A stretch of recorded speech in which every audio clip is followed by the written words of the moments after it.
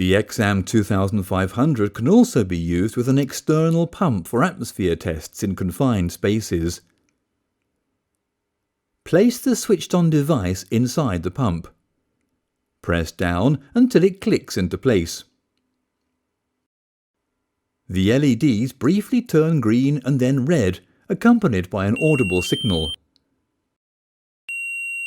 The pump now starts automatically and initializes the flow test. At the same time, the yellow LED flashes and an audible signal can be heard. Now close the intake connection by kinking the hose for 2 seconds.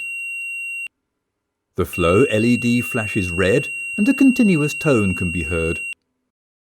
Now release the intake connection. If the LED lights up green, the device is ready to use. You can now start measuring.